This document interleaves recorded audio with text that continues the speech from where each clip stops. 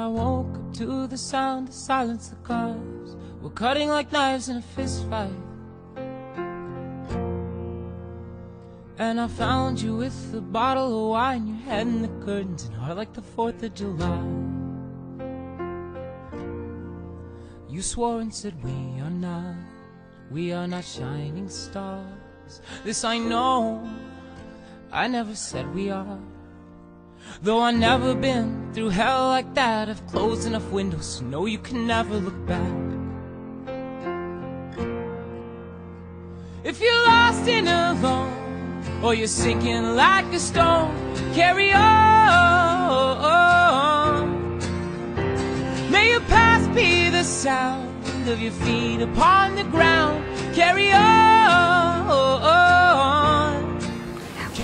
Are you being sexually harassed? Sexual harassment can come in a variety of circumstances, not just rape. The victim and the harasser can be man or woman.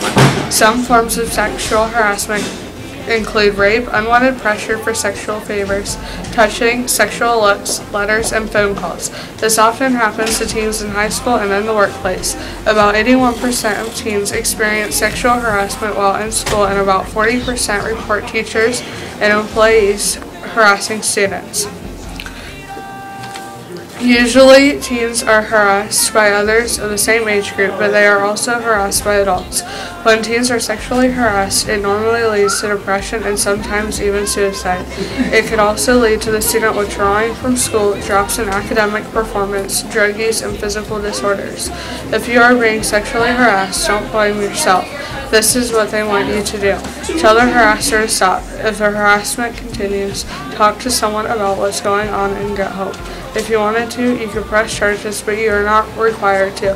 Many victims don't want to press charges, they just want something to be done. Depending on the situation, their harasser could face jail time.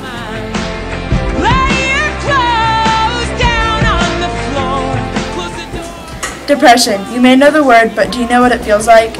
Depression can be caused by many different things, such as boyfriend and girlfriend problems, family issues, bullying, and etc. Did you know that 20% of teens will experience depression before they enter adulthood? Or that between 10 and 15% of teenagers have symptoms of depression? Depression can be treated by taking medications and physical therapy. About 5% of teens are suffering major depression, and hospitalization could be needed in that case. One episode of depression usually lasts about 8 months. Teachers and young children need support from their family, friends, and teachers so they know that they have support. A lot of people think that they have no one to turn to. Be the person who will be there for someone who needs you and let them know that everything will be okay. Make a difference.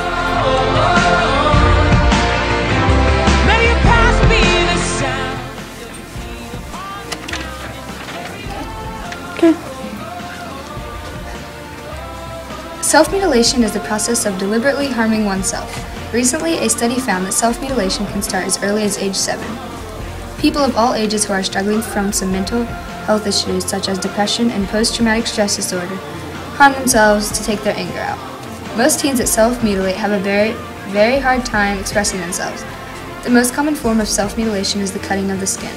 There are many other forms, including but not limited to burning, scratching, banging or hurting of body parts, interfering with wound healing, hair pulling, ingestion of toxic chemicals. Self-mutilation is not limited to any certain age group, race, or species.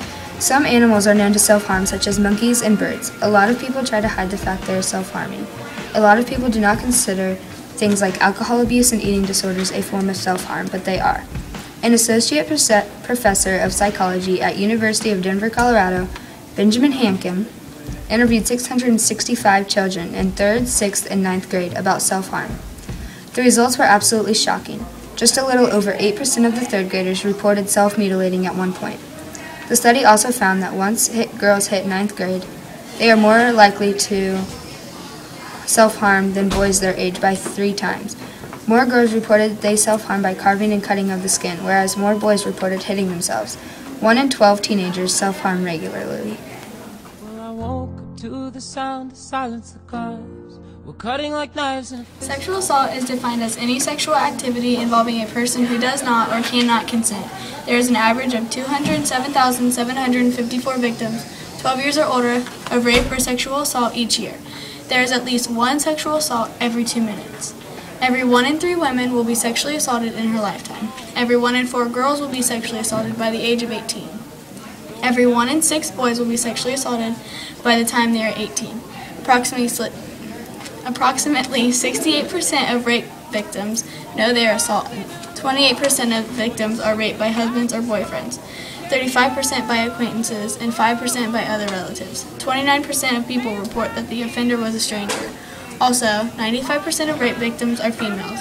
Only 1% of males who are the offender are prosecuted.